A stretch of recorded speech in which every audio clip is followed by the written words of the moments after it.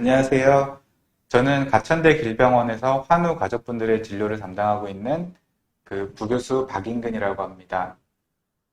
온라인으로나마 이렇게 만나게 돼서 정말 반갑고요. 원래는 이제 오프라인에서 직접 뵙고서 그 강의도 하고, 그 다음에 질문도 주고받고 하면 좋은데, 코로나19 때문에 이렇게 온라인으로 자리를 마련하게 되었습니다.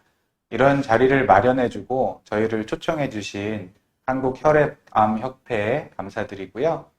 오늘은 저희가 특별히 모시기 어려운 분들을 모셔가지고 좋은 강의를 그리고 Q&A 세션을 진행해 보도록 하겠습니다.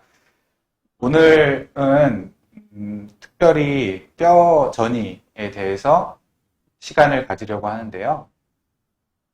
보통 암 치료 과정에서 여러 장기의 전이를 경험하게 되는데 그 중에 가장 두려워하는 장기가 어디냐 하면 제 경험상으로는 뇌전이와 뼈전이인 것 같습니다. 그 중에서도 뼈전이는 특히 빈도가 흔하면서 고통을 굉장히 심하게 유발할 수 있기 때문에 대단히 두려워하시는 부위이고요. 의료진들도 마찬가지로 경각심을 가져야 하는 그런 부위입니다. 그래서 오늘은 뼈전이에 관련된 의료진을 여러 분야에서 모셔왔고요.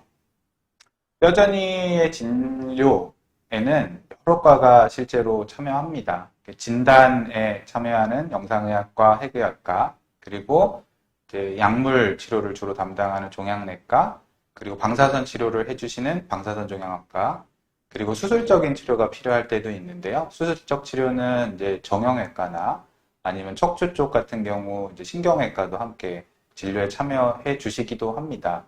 그 중에 오늘은 이제 종양내과와 그리고 방사선 종양학과 그리고 정형외과 교수님들을 모시고 강의를 간단하게 듣고요. 그 다음에 저희가 진료실에서 만나 뵀던 환우분들의 증례 그리고 평소에 궁금해하셨던 질문들에 대한 답변들을 드리는 시간을 갖도록 하겠습니다.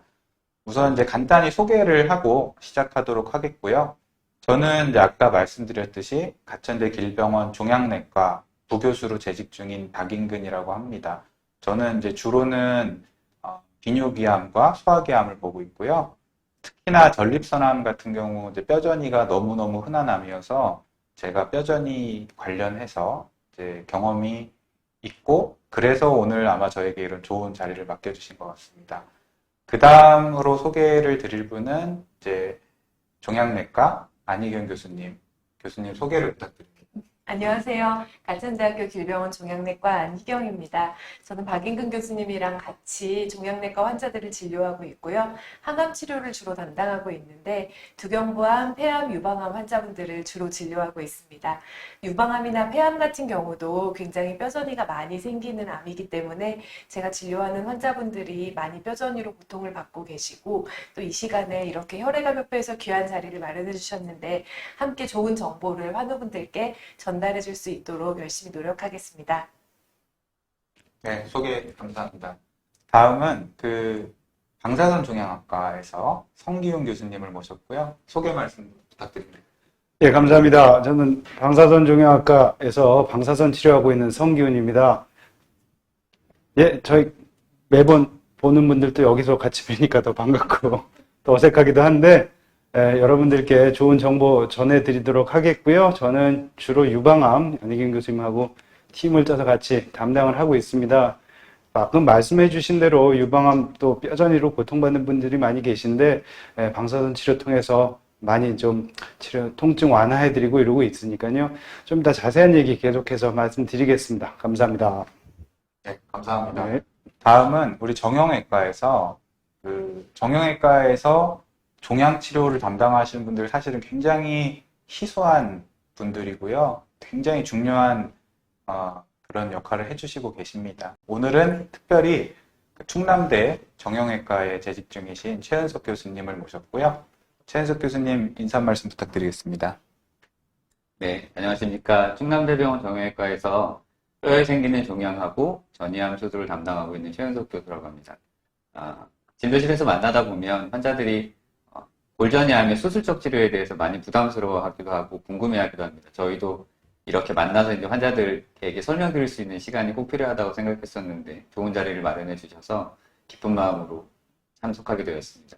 이따가 증례를 보면서 또 같이 토의하는 시간에 환자분들께 좋은 정보 드릴 수 있도록 노력해 보겠습니다.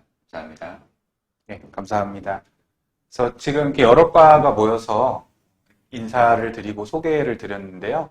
실제로 골전이는 어느 한 과에서 볼 수 있는 질환이 아니고요. 다학제 질환, 다학제 진단이 꼭 필요하고 다학제 치료가 필요한 그런 질환입니다. 그래서 이제 혹시나 이제 통증, 암성 통증, 골전이에 의한 통증으로 고생하시는 분들이 계시다면은 이제 다학제 진료를 받을 수 있는 기회를 가져보시길 꼭 권하고 싶고요. 이 이후에 이제 저희가 강의를 간단하게 진행할 건데, 이제 여러 과 교수님들이 오신 그 장점을 살려서요, 종양내과적인 관점, 그 다음에 방사선 종양학과적인 관점, 그리고 그 수술적인 관점에 대해서 각자 간단하게 설명을 좀 드리도록 하겠습니다.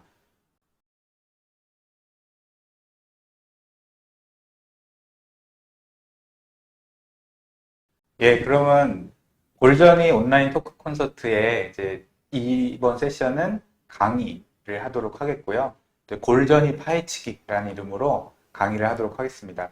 처음은 제가 이제 골전이란 무엇인가에 대해서 개략적인 설명을 드리도록 하고요. 그 이후에 이제 각 분야의 치료에 대해서는 이제 참여해주신 교수님들께 제가 부탁드리도록 하겠습니다. 그러면은 이제 강의를 제가 시작하도록 하겠고요.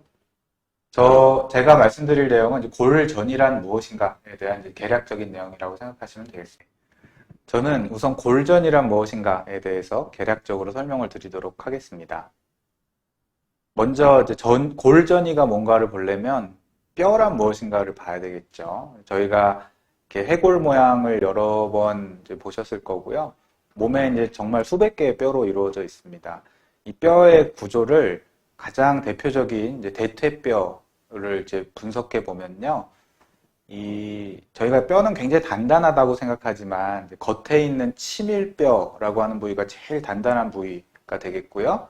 그 안쪽에는 가운데 안쪽은 사실은 좀 비어 있는 골수라고 하는 게 차 있는 그런 공간이 있습니다. 여기선 주로는 뼈 안에서 뼈 세포랑 상관없는 혈액 세포들이 안에 주로 있다고 생각하시면 되고요. 그러니까 조혈 세포라고 하는 세포들이 피를 만들고 있습니다. 혈액에 있는 적혈구, 백혈구, 혈소판이 여기서 만들어지게 되고요.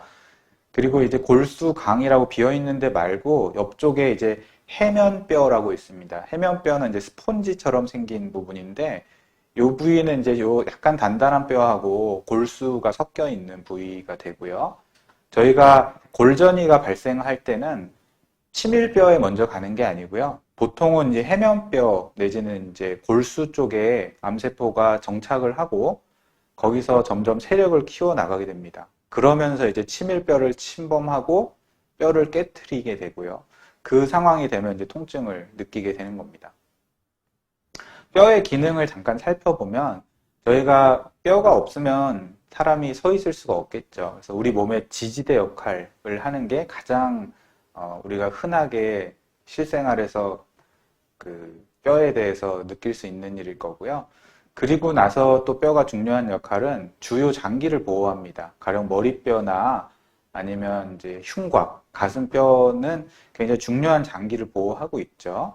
그리고 마찬가지로 골반뼈 같은 경우도 골반 안에 있는 중요한 장기들을 보호하고 있습니다.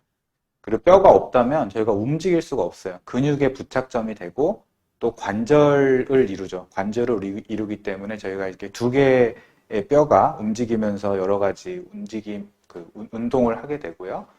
그리고 아까 말씀드린 것처럼 뼈 안에 골수가 있습니다. 그래서 뼈 안에서 조혈 세포들이 피를 생성하기 때문에 뼈 전이가 굉장히 심한 경우에는 나중에 빈혈이나 아니면 정말 심한 경우는 뭐 혈소판 감소증 또는 백혈구 감소증까지 오는 경우도 있고요.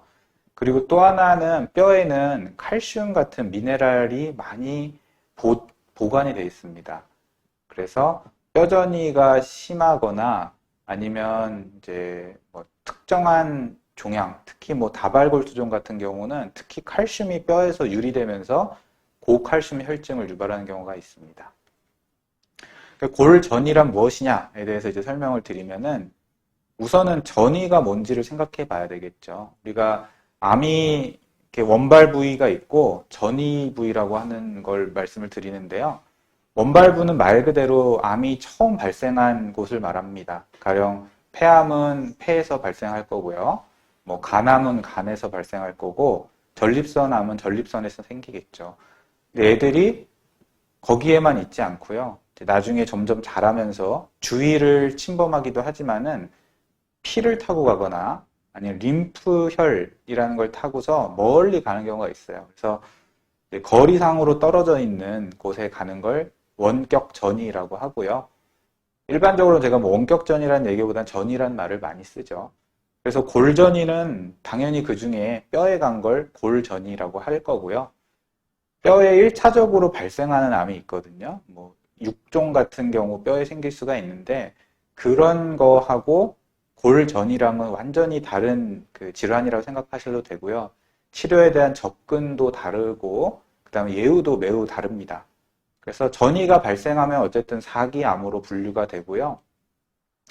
치료제의 선택은 그 전이 부위가 아니고 원발암에 맞춰서 하게 되는 겁니다. 그래서 뼈전이가 있으면 뼈암에 대해서 치료를 하는 게 아니고요. 가령 유방암에 뼈전이가 있으면 유방암 치료를 하고 전립선암에 뼈전이가 있으면 전립선암 치료를 하게 됩니다. 그리고 물론 증상에 대한 치료는 이제 그 별도로 하게 되고요. 골전이가 얼마나 흔하게 생기냐에 대해서 다들 궁금해 하시는데요. 전이라는 건 사실은 기본적으로 모든 암에서 생길 수가 있고요. 어느 장소로도 갈 수 있습니다. 이론상으로는. 하지만 이제 암에 따라서 특히 흔하게 가는 장소가 잘 알려져 있고요. 뼈전이는 특히 잘 생기는 암이 있는 게 이 다발골수종은 정말 거의 대부분 뼈에 간다고 생각하시면 되고요. 그 다음에 전립선암도 굉장히 뼈전이가 흔합니다. 그리고 유방암, 그 다음에 폐암에서도 되게 흔하게 생기고요. 신장암에서도 상당히 흔하다고 보고가 돼 있습니다. 그러니까 이들 중에 가장 뼈전이 환자가 많은 암은 아무래도 폐암, 유방암, 전립선암이 될 거고요. 그 이유는 이제 그 암 자체가 흔하기 때문에 그렇습니다. 그리고 가장 흔하게 생기는 암은 그렇고 가장 흔하게 그럼 전이가 가는 뼈는 어디냐? 보통 제일 흔한 거는 이제 척추, 그 다음에 골반, 두개골이 될 거고요. 그리고 갈비뼈 부위도 이제 흔히 가는 부위입니다. 그리고 거기보다는 덜 하지만 또 팔다리 중에도 대퇴뼈, 그 다음에 상완뼈에도 많이 간다고 알려져 있어요. 아까도 이제 제가 뼈의 해부학을 말씀드리면서 설명드린 게 주로는 이제 해면뼈라고 하는 이제 스폰지 같이 구멍이 숭숭 뚫린 뼈가 있는데요. 거기에 골수 조직으로 보통 처음에 가게 되고 시간이 흐르면서 종양이 커지고 치밀뼈를 파괴하고 심지어 뼈 바깥으로 튀어나오기도 하는 이런 과정을 거치게 됩니다. 골전이의 증상에 대해서 잠깐 말씀드리겠습니다. 초기에는 증상이 없어요. 이건 이제 모든 암이나 모든 장기의 전이 다 마찬가지지만 초기에는 거의 눈에 보이지 않는 현미경적 세포이기 때문에 증상이 없고요. 이게 커지면서 증상을 나타내는데 그 증상은 어느 부위냐, 그리고 전이가 얼마나 크냐, 그리고 본인이 갖고 있는 질환이 무엇이냐에 따라서 다르게 나타날 수가 있습니다. 가장 흔하게 호소하는 증상은 이제 통증이죠. 가장 흔하게 통증을 호소하는데 이제 통증은 주로 이제 뼈에 의한 통증은 특징이 있습니다. 이제 전이가 있는 부위가 아파요. 그래서 뼈전이는 그 부위가 아프다. 그리고 그 가령 관절 부위를 침범했거나 아니면 뭐 엉치뼈 같은 경우는 어떤 특정 자세라든지 움직임에 따라서 악화되기도 하고요.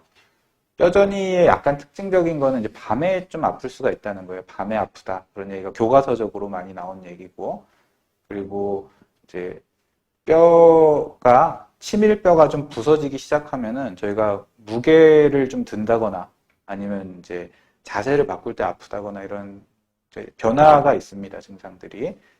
그리고 또 겪을 수 있는 거는 이제 골절이 생길 수가 있어요. 뼈가 부러지는 경우가 있고요.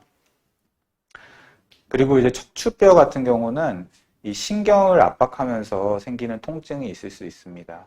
가령 우리가 디스크나 척추관 협착증 같을 때 겪을 수 있는 증상을 비슷하게 겪으실 수도 있고요. 아니면 이제 대상포진 같을 때 겪는 옆구리 통증이나 아니면 이런 이제 흉벽의 통증 같은 걸 좀 겪으시는 경우도 있고요. 이런 일이 있으면 안 되겠지만 이제 하지마비를 겪는 경우도 있어요. 하지마비가 와서 이제 다리를 아예 못 쓰게 되거나 아니면 이제 항문괄약근 같은 거 조절이 안 돼서 변 보는 게 좀 어려워질 수도 있고 그럴 수가 있습니다. 그리고 흔하진 않지만 이제 칼슘이 뼈에서 그 유리가 되면서 고칼슘 혈증이 생긴 경우가 있고요. 그리고 뭐 아주 흔하진 않고 되게 드물게 보지만 이제 조혈 기능이 떨어지면서 빈혈이나 혈소판 감소증이 생기는 경우도 있습니다. 아까 통증이 가장 흔한 증상이라고 말씀드렸는데요. 그러면 환우분들이 아니 그러면 나는 지금 허리가 아픈데 골전이냐? 이렇게 놀라실 수도 있죠. 근데 정말 그럼 허리 통증이면 무조건 골전이냐? 이렇게 놀라실 건 아니고요. 실제로 이제 요통이 있을 때 감별해야 될 증상은 거의 수십 가지에 이르릅니다. 이제 가장 흔한 거야 이제 염좌, 뭐 허리 삐었다 이런 거지만 그 외에 이제 뭐 디스크라든지 척추관 협착증 아니면 골다공증에 의한 척추 골절이 있을 수도 있고요. 뭐 감염에 의한 걸 수도 있고 그래서 이제 말씀드리고 싶은 거는 골전이의 흔한 증상이 통증이지만 반대로 통증의 가장 흔한 원인이 골전이는 아니라는 겁니다. 그래서 요통 같은 경우도 그렇지만 저희가 뭐 어깨가 아프다 그럴 때 가장 흔한 게 그럼 어깨전이? 그렇게 생각하는 거는 좀 아니고 그래서 어쨌든 이제 통증이 있는 경우에 그걸 이제 너무 과장해서 나 전이가 있으면 어떡하나 생각하시는 거는 이제 지양하셔야 되지만 통증을 또 무시하시면 안 돼요. 그래서 통증이 지속되고 강도가 심해지거나 낫지 않는다 그러면은 담당하시는 의료진하고 상의해 보시는 게 가장 중요합니다. 골전이가 있는 경우에 그럼 검사를 어떤 걸 해야 되냐 또 굉장히 궁금해 하시고 질문을 많이 하시는데요. 저희가 보통 진료 과정에서 뭐 엑스레이나 아니면 뼈 촬영 내지는 뭐 골주사 검사라고 알고 계신 뼈 스캔을 하기도 하고 뭐 CT를 흔하게 찍고 MRI도 찍고 PET라고 하는 것도 찍죠. PET CT를 찍기도 하고 그 외에 이제 다양하게 개발된 해외학 검사들이 있는데 이런 이제 자료들 보시면 이제 엑스레이 그다음에 이게 골주사 검사 이게 CT, MRI 그다음에 이게 PET CT인데요. 이제 검사마다 장단점이 있습니다. 그래서 어느 검사가 꼭 좋고 어느 게 나쁘다 말씀드릴 수는 없고요. 이 대략적인 장단점을 이제 표로 정리를 해봤습니다. 그래서 엑스레이 같은 경우 우리가 가장 흔하게 접하는 검사고 촬영 시간이 짧고 뼈를 전체적으로 볼 수 있지만 실제로 초기 전이는 거의 볼 수가 없어요. 그런 문제가 있고 골주사 검사도 저희가 많이 촬영하기는 하지만 이거는 실제 전이 자체를 촬영한다기보다는 전이에 의해서 뼈가 이제 형성되는 과정을 찍기 때문에 위양성, 위음성이 많습니다. 그리고 이제 촬영 시간이 굉장히 길어요. 좀 불편한 점이 있고요. CT랑 MRI도 이제 각각 장단점이 있는데 저희가 어쨌든 가장 흔하게 접할 수 있는 검사기도 하고요. 비교적 쉽게 촬영할 수 있습니다. 가장 이제 민감하다고 알려진 거는 이제 MRI 촬영인데요. MRI는 이제 단점이 이제 좁은 범위를 찍거든요. 그래서 MRI는 이제 의심이 될 때 주로 이제 그 부위를 특정해서 촬영하게 되고 또 오랫동안 한 자세를 유지해야 돼서 좀 불편한 점이 있습니다. PET CT도 좋은 검사긴 한데 일단 고가고요. 그리고 방사선 노출도 있을 수 있고 그 암종에 따라서 이제 펫에서 잘 안 보이는 경우가 있기 때문에 결국에 이제 여러 검사를 상호 보완적으로 이용해야 된다. 그래서 의사가 경험을 가지고 어떤 검사를 처방할지를 좀 결정을 내려줘야 된다는 것입니다. 뼈전이가 있는 경우에 여러 가지 증상이 생기고요. 그에 따른 불량한 경과를 겪게 되는데 이 그림에서 보시면 이렇습니다. 골전이가 있으면 저희가 골 관련 합병증이라고 하는 걸 겪으실 수가 있어요. 대표적으로 이제 골절, 그다음에 통증, 그리고 통증에 대한 치료가 들어가는 거, 그리고 이제 척수 압박 증후군이라고 하는 거는 이제 척추 전이가 있으면서 신경을 누르면 아까 말씀드린 이제 하지마비 같은 게 올 수 있다는 거고요. 그 결과에 따라서 이제 자율성, 저희가 자기 몸을 스스로 이제 다룰 수 있어야 되잖아요. 이제 먹고 자고 뭐 화장실 가고 씻고 이런 걸 혼자 할 수 있어야 되는데 그런 자율성을 상실하게 되고, 그다음에 거의 침대에 누워 있으면서 생기는 이제 후유증들이 있어요. 뭐 색전증이나 혈전증 같은 게 생길 수도 있고요. 폐렴 같은 게 생긴 경우도 있고요. 그런 걸로 해서 이제 결국에는 삶의 질이 저하되고 뭐 우울해지고 이렇게 되고요. 의료비가 상승하게 됩니다. 그러니까 가장 이제 최종적으로 우리 환우분이 겪게 되는 나쁜 점은 이제 생존 기간이 단축될 수 있다는 거죠. 그래서 저희가 골전이를 치료를 목표를 가지고 해야 되고, 목표가 여러 개가 있어요. 그래서 골전이에 연관된 증상을 완화시키고 삶의 질을 유지시키는 게 가장 중요하겠고요. 그리고 이게 꼭 발생하고 나서 이제 소잃고 외양간 고치는 것보다는 아무래도 예방을 하면 좋겠죠. 그래서 골전이에 연관된 합병증을 예방할 수 있는 거가 좋겠고, 그 다음에 생존 기간을 늘릴 수 있다면 더 좋겠죠. 저희가 이런 치료를 하게 될 것이고요. 구체적인 치료법이 뭐가 있는지에 대해서는 이제 각자 그 전문가를 모셨기 때문에 내과적인 치료에 대해서는 우리 안희경 교수님께서, 그 다음에 방사선 치료에 대해서는 성기훈 교수님께서, 그리고 수술적 치료에 대해서는 최윤석 교수님께서 설명해 주실 거고요. 제가 강의를 넘기도록 하겠습니다. 안희경 교수님 부탁드립니다. 안녕하세요. 가천대길병원 종양내과 안희경입니다. 저는 이 시간에 뼈전이에 어떤 내과적 치료들이 있는지 간단하게 말씀드리려고 합니다. 먼저 뼈전이를 어떻게 약물 치료를 하는지 알려면 우리가 정상뼈에 어떤 구조로 정상뼈가 항상 재생되고 또 없어지는지를 알아야 되는데요. 우리 뼈는 항상 그 자리에 있는 것 같지만 사실은 그 안에서 우리 피부가 계속 재생되고 또 죽어가는 피부가 있는 것처럼 뼈도 계속 죽어가는 부분이 있고 또 새로 만들어지는 부분들이 있습니다. 여기에 역할을 하는 두 가지 중요한 세포들이 있고요. 그게 하나는 파골세포라고 해서 오래된 뼈를 녹이는 역할을 하고요. 또 하나는 조골세포 또는 고라세포라고 어려운 이름으로 불리는데, 이제 파골세포가 뼈를 녹인 자리에 들어가서 새로 단단한 뼈를 만드는 역할을 합니다.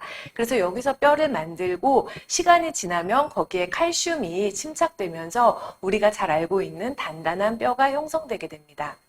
그런데 우리 뼈에 암세포가 전이된다면 어떤 일이 생기냐면요. 뼈에 들어간 암세포들이 이 파골세포와 조골세포에 여러 가지 영향을 주게 됩니다. 암세포 자체가 자라나면서 뼈를 파괴하기도 하지만 또 이 암세포에서 분비한 여러 가지 물질들이 파골세포가 뼈를 녹이는 역할을 더 잘 하도록 파골세포의 역할을 강화시키기도 하고요. 그런 역할들이 강해지면 뼈가 녹아서 약해지면서 골절에 취약해지고, 이렇게 뼈가 녹은 부분들이 두드러지는 뼈전이를 우리가 골용해성 골전이라고 부릅니다.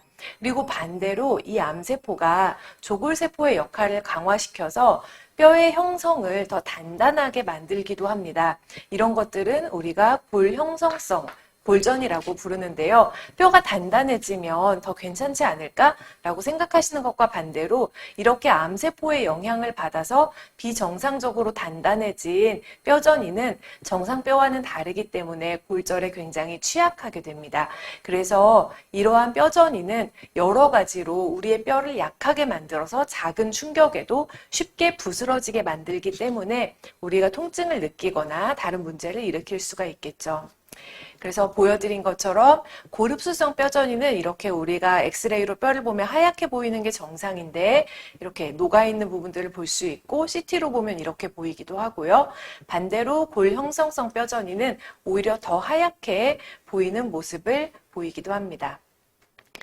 그러면 이런 뼈전이를 치료하는 약물에 무엇이 있냐? 이 뼈전이를 치료할 때는요, 이 파골세포의 역할을, 파골세포가 뼈를 녹이기 때문에 그 역할을 방해하는 약물이 주로 쓰입니다. 그래서 이 어떤 과정에서 방해하느냐에 따라서 파골세포의 분화를 주로 억제하는 약물이 있고, 파골세포의 수명을 감소시키는 약물이 있고요. 졸레드론산과 데노수맙이라는 두 가지 약물이 대표적입니다. 그런데 가장 중요한 것은 이런 데노수맙이나 졸레드론산 같이 파골세포의 역할을 억제하는 약물은 뼈전이를 치료하는데 보조적인 약물일 뿐이라는 것입니다. 가장 좋은 치료는 뭐냐면요. 암세포가 사실 근본 원인이거든요. 그래서 뼈에 가 있는 암세포 자체를 치료해야 됩니다. 그러면 뼈에 있는 암세포를 가장 치료하는 좋은 방법은 그 암세포에 잘 듣는 좋은 항암제를 찾아서 그 항암 치료를 꾸준히 받는 것이죠. 그래서 암세포에 대한 가장 효과적인 항암 치료를 꾸준히 받는 것이 가장 중요하고, 그 다음으로 데노수맙이나 졸레드론산과 같은 보조제, 파골세포의 활성을 억제하는 약물들을 쓸 수가 있겠습니다. 그래서 이 졸레드론산은 정맥주사로 투여받는 약물이고요. 데노수맙은 피하주사로 투여하는데, 졸레드론산은 4주 또는 12주마다 주로 투여하고, 데노수맙은 4주마다 투여하게 됩니다. 이러한 약물들은 뼈전이의 진행을 억제해서 뼈전이로 인해 생기는 통증이라든지 골절의 발생을 지연시키는 효과를 가지고 있습니다.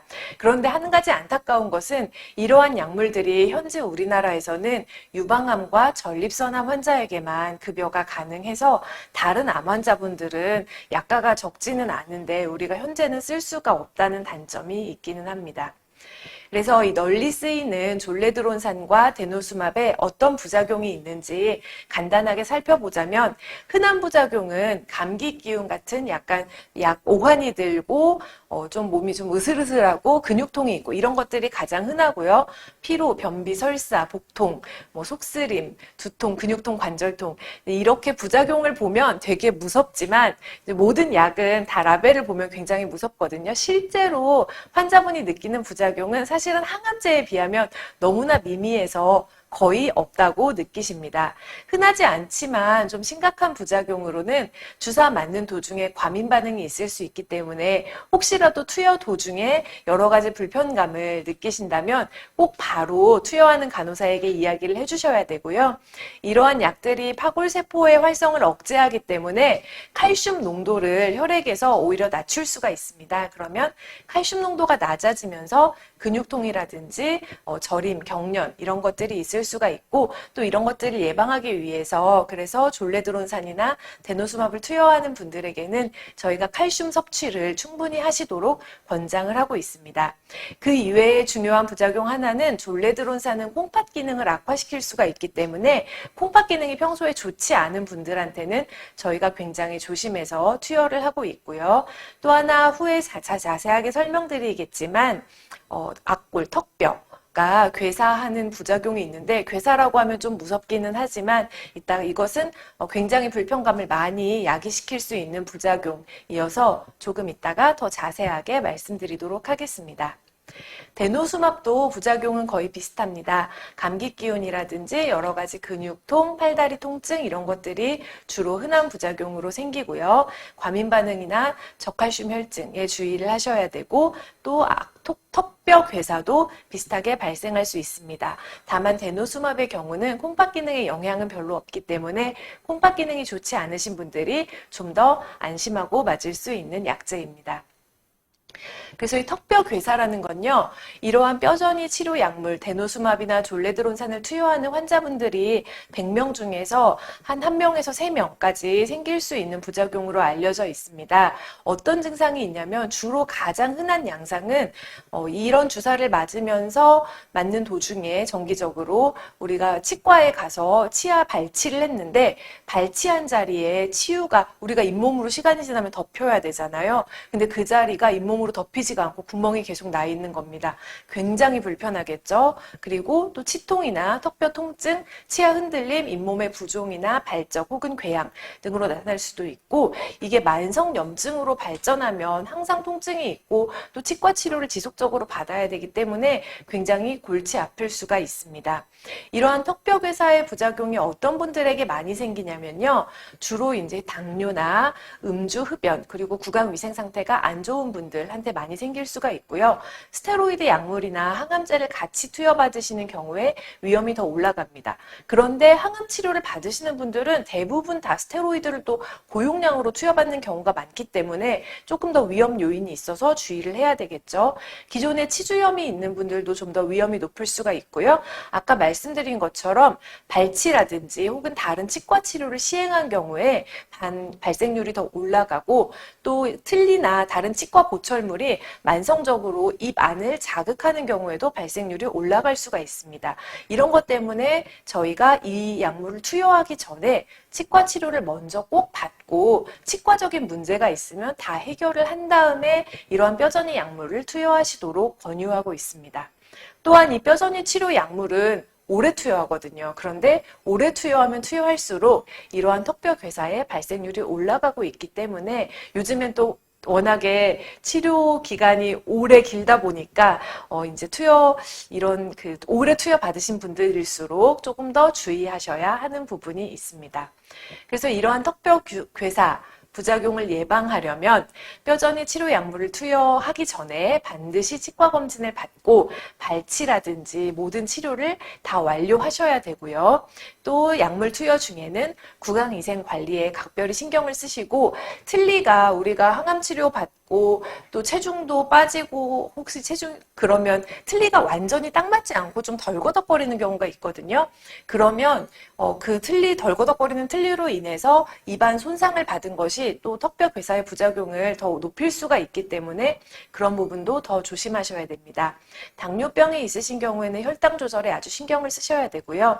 이렇게 졸레드론산이나 데노수밥을 투여받는 도중에 치과적인 문제가 생겼다. 그러면 사실 치과는 보통 다니던 집 가까운 치과가 있는 경우가 많으세요. 그래서 그런데 가서 항암 치료하시는 담당 종양내과 선생님에게 알리지 않고 치과 치료를 그냥 받으시고, 또 치과 선생님한테도 내가 암 환자인데 이런 약물을 투여받고 있다는 걸 알리기가 좀 번거로워서 알리지 않고 그냥 치과 치료를 받아버리시면 이렇게 골치 아픈 부작용이 생기는 경우가 있기 때문에, 내가 졸레드론산이나 데노수밥 투여 중인데 치과 치료가 필요하다. 그러면 반드시 치과 선생님께도 이런 약물 투여 중이라는 것을 알리고 종양내과 선생님께도 가서 내가 이런 치과 치료를 받으려고 한다, 계획 중이다 라는 것을 꼭 이야기를 하셔야 됩니다.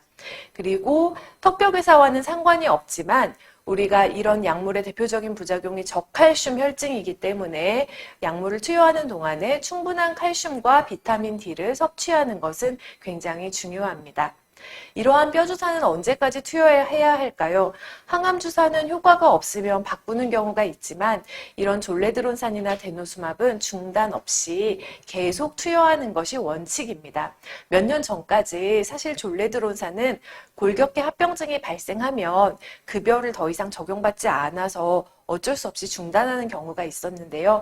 다행히 현재는 그러한 기준은 없습니다. 그래서 특별한 부작용이 없다면 계속 투여해야 하겠지만, 심각한 부작용이 발생한다면 항암치료 담당하시는 종양내과 교수님과 상의해서 중단할 수가 있고요. 또 뼈전이가 너무 많지 않은 경우에는 어느 정도 투여한 이후에 중단을 고려할 수도 있다고 여러 개 가이드라인이나 전문가 집단에서도 권고하고 있기 때문에 뼈전이의 상태가 심하지 않은 경우에 경우에 따라 중단을 할 수도 있겠습니다. 네, 이것으로 저의 강의를 마치겠습니다. 들어주셔서 감사합니다. 다음으로는 저희가 암을 치료할 때는 항상 치료는 3가지거든요. 첫 번째는 내과적 치료 약물, 두 번째는 방사선 치료, 세 번째는 수술입니다. 다음으로는 뼈전이에 대한 방사선 치료에 대해서 성기훈 교수님께서 강의해 주시겠습니다. 예, 소개 감사드립니다. 저는 가천대길병원 방사선종양학과의 성기훈입니다. 예. 대학 교수이기도 하고요. 현재는 약 5,000명 정도의 구독자분들과 함께 열심히 진행하고 있는 개인 유튜버이기도 합니다. 저는 캔서 킬러 프로젝트라고 해서 유방암 환우분들에게 좋은 정보 전해드리는 유튜버이기도 합니다. 저의 채널도 좀 많이 봐주시고요. 골전인에 대해서 말씀을 좀 드려보겠습니다. 자, 서양의 속담 중에 no pain, no gain이란 말이 있습니다. 고통 없이는 얻을 수 있는 게 아무것도 없다. 이런 내용인데요. No pain, great gain. 고통 없이도 엄청난 걸 얻을 수 있는 분야가 있습니다. 그게 바로 방사선 치료입니다. 이 방사선 치료가 왜 그런지 좀 말씀드리겠는데요. 자, 무색, 무치, 무감. 이게 무엇을 말씀드리냐 하면, 바로 방사선이란 물질, 여러 가지 방사선 에너지죠. 방사선의 특징입니다. 무색, 무치, 무감. 자, 그렇기 때문에 방사선 치료가 가장 효과적으로 사용될 수 있는 분야가 바로 오늘 말씀드리고 있는 골전이입니다. 여러분들에게 큰 고통을 드리지 않고 반대로 여러분들이 겪고 계시는 고통을 줄여드릴 수 있기 때문에 이렇게 무색, 무치, 무감의 방사선을 이용한 방사선 치료가 골전이엔 가장 효과적이라고 할 수 있겠습니다. 그래서 보시는 것처럼 약간 우주선처럼 생긴 이런 방사선 치료 기계에 누우셔서 방사선 치료를 받으실 수가 있겠고요. 계속 말씀을 드리겠지만 제가 방사선 치료 입장에서 뼈의 가장 큰 특징은 두 가지입니다. 뼈는 신체를 지탱해주는 힘을 주고 있죠. 뼈는 신체를 지탱해주는 기능을 하고 있고요. 그다음 두 번째로 중요한 것은 혈액을 생산해 줍니다. 골전이가 발생되면 그로 인해서 골절의 위험성이 발생하고 무엇보다도 극심한 통증이 있을 수가 있죠. 그래서 골전이로 인해서 골절의 위험성이 발생을 하면 실체를 지탱해주는 기능에 장애가 생기겠고, 그렇기 때문에 이럴 때는 다음에 말씀드린 수술적인 치료가 굉장히 필요하고, 제거해 주시는 그런 부분도 있겠지만 고정시켜서 신체를 지탱할 수 있게 해주는 그런 것은 수술이 꼭 필요합니다. 골절의 위험성이 낮거나 지금 현재 극심한 통증이 있다, 이럴 때는 무엇보다도 방사선 치료가 중요합니다. 방사선 치료를 경험하신 골전이 환자의 80%는 통증 경감 효과를 경험하셨다고 합니다. 그렇기 때문에 방사선을 이용해서 여러분들의 통증을 완화시켜 드릴 수 있습니다. 그런데 모든 것이 그렇듯이 방사선 치료가 또 만병통치약은 아닙니다. 일단 뼈의 기능 중에 혈액 생산, 그러니까 골수 기능이 상실될 수가 있는데요. 사실 방사선 치료 한 2번만 받으면 방사선이 쪼여진 뼈에는요, 이런 골수 기능이 상실된다고 보시면 됩니다. 그렇기 때문에 우리가 전신에 걸쳐서 방사선 치료를 하실 수는 없고요. 선택적으로 할 수밖에 없는 것이 좀 안타깝고요. 또 한 가지는 방사선 피부염. 우리가 해수욕장 가서 등 타면 많이 따갑고 아프죠. 그래서 방사선 치료하는 동안에도 피부를 거쳐서 들어가는 그 부위에는 방사선 피부염이라는 증상을 경험하실 수가 있습니다. 그렇기 때문에 우리가 그 부위만, 방사선 치료한 부위에는 찜질이라든지 파스, 반창고는 절대 금지입니다. 우리가 해수욕장 가서 등 탄 부위에 파스를 붙였다 뛰면 엄청나게 아프겠죠. 그래서 이것만 좀 참고하시면 되겠습니다. 자, 우리가 골전이에 의해서 오는 통증은 여러 가지 원인에 의해서 오게 되는데요. 일단은 뼈를 침범했을 때 우리가 흔히 뼈를 깎는 고통이라고 하는 정도로 뼈 자체를 공격을 하게 되면 굉장한 통증이 올 수가 있고요. 골절되면 당연히 아프겠죠. 골절에 의한 통증도 올 수가 있고요. 그 다음에 아까 처음에 그 소개에서 박인 교수님께서 말씀하신 것처럼 척추에 뼈 전이가 왔을 때 그 뼈 전이가 압박골절을 일으킬 수 있고, 뼈 전이 자체가 척수를 눌러서 오는 통증은 아주 극심합니다. 그래서 이런 종류의 통증이 있기 때문에 이런 종류의 통증을 저희가 방사선 치료적으로 예방을 할 수가 있는데, 이 세 가지 종류의 통증이 올 수가 있는데요. 방사선 치료를 이용해서 뼈 자체의 침범에 의한 통증도 관리가 가능하고, 골절의 위험성이 있는 경우 수술적 치료도 가능하지만 예방적으로 방사선 치료를 통해서 골절을 막을 수도 있고요. 가장 중요하게 척수 압박 있을 경우에는요, 방사선 치료를 빨리 통증을 줄여주고, 역시 이것도 수술과 역시 이것도 수술과 어떤 것이 좋은지 여러 다학제적 진료를 통해서 어떤 것이 먼저 우선해야 되는지 결정을 하게 되지만, 방사선을 이용해서도 이러한 통증을 줄여드릴 수가 있습니다. 예, 지금까지 골전이와 관련된 방사선에 대해서요, 굉장히 간략하고 중요한 알짜배기만 좀 모아서 간단하게 말씀을 드렸습니다. 그래서 지금 제가 언급드린 여러 가지 중에서도 수술적 얘기가 나왔었는데요. 예, 제 다음에는요, 우리 최 교수님께서 골전이의 수술적 치료에 대해서 또 말씀을 드리겠습니다. 감사합니다. 네, 소개받은 충남대병원의 최은석입니다. 저는 정형외과에서 뼈종양과 골전이암을 수술하고 있는데요. 앞서 선생님들께서 자세한 내용들을 다 설명해 주셔서 저는 진료실에서 또 수술 전에 환자들 상담할 때 궁금해하시는 내용들에 대해서 좀 정리를 해보려고 합니다. 수술적 치료를 할 때 이걸 어떤 사항들을 고려해서 결정하느냐를 궁금해하시는데요. 내가 왜 수술 받아야 하느냐, 수술을 어떻게 받아야 되느냐, 큰 수술을 받아야 되느냐, 아니면 간단하게 수술로 끝낼 수 있느냐, 이런 것들을 궁금해하시는데요. 저희가 중요하게 보는 건 이런 겁니다. 전이암은 아주 흔하게 발생하는데 전이암이 발생한 부위가 어디냐에 따라서 이제 저희가 가중치를 더 많이 주는 거죠. 예를 들면 팔이 부러진 거하고 다리가 부러진 거는 굉장히 다릅니다. 다리가 부러지면 환자분이 혼자 화장실에 가실 수 없게 되는 상황이 되죠. 그러면은 주변에 환자를 케어해 주시는 보호자분도 그렇고 환자분 자체도 너무 고통스럽고 불편해지는데요. 상대적으로 팔이나 다른 작은 뼈들이 부러졌을 때는 그거는 그만큼 불편하지는 않습니다. 그래서 저희가 하지의 골절이 더 심한 불편을 초래하기 때문에 조금 더 중요하게 보고 수술적 치료의 가능성을 조금 더 높게 보고 있습니다. 또 하나는 이제 전이암이 몇 개가 발병했느냐 또 중요하게 보는데요.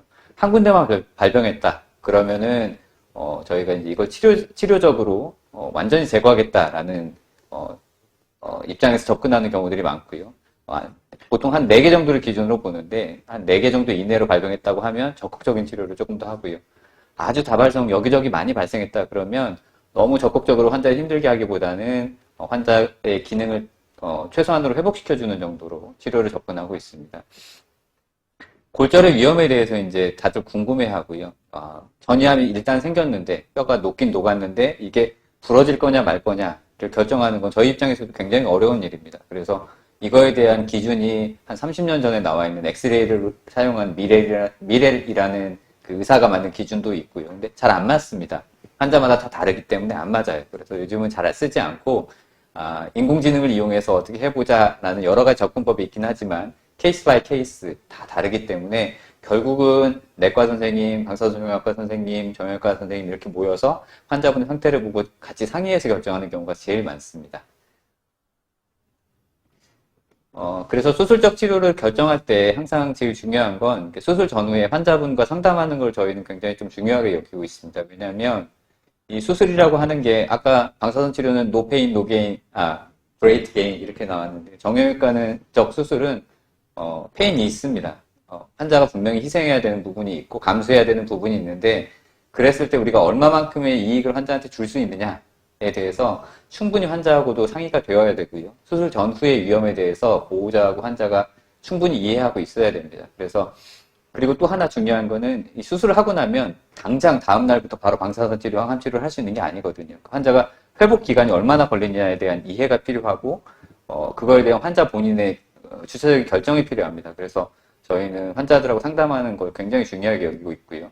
우리가 이렇게 수술적 치료를 어렵게 결정해서 했을 때 목표는 무엇이 됐느냐? 예를 들면 골절이 되었다 그러면 즉각적인 운동이 가능한 정도의 고정, 튼튼한 고정을 해주는 게 목적이고요. 또 하나는 통증을 감소시키고 뼈라는 게 부러져서 쉽게 말하면 움직이기 시작하면 뼈 주변을 싸고 있는 골막이 굉장히 자극되기 때문에 통증이 극심하게 생깁니다. 그래서 이것들을 최소한 통증을 줄여줄 수 있는 고정 정도. 그리고 앞서 말씀드린 것처럼 하지 골절이 되거나 이러면 독립생활이 굉장히 힘들어지거든요. 그러니까 독립생활을 위한 기능을 회복시키는 것이 저희의 수술적 치료의 목표가 되겠습니다. 그래서 이런 방법들을 통해서 결정하고 치료를 어떻게 할지 우리가 환자에게 상담하고 결정한다. 이런 내용까지 설명을 드리고요.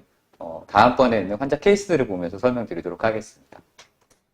이렇게 다들 강의를 준비도 엄청 많이 해주시고 또 이렇게 쏙쏙 들어오게 해주셔서 감사합니다.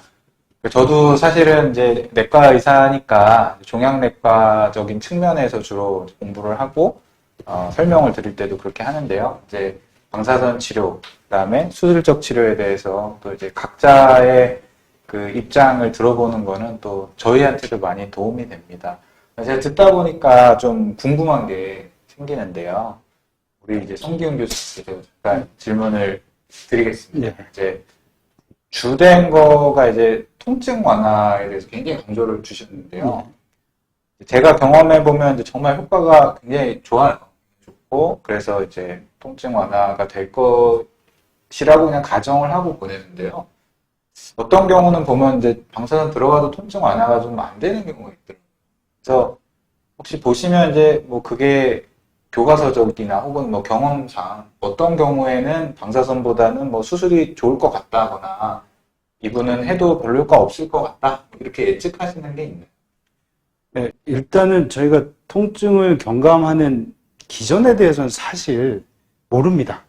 방사선 치료를 해서 통증이 왜 좋아지는지에 대해서는 정확히 알려진 건 없어요. 그게 뭐 그래서 다분히 일단 처음에 제가 아까 말씀드렸듯이 뼈 자체를 침범한 어떤 암세포들의 활성도를 감소시켜서 통증을 없애줄 것이라고 생각하는 것이지 정확한 건 없습니다. 그런데 80% 정도가 통증 완화 효과를 경험한다고 했지 완전히 없어진다는 건 아니거든요.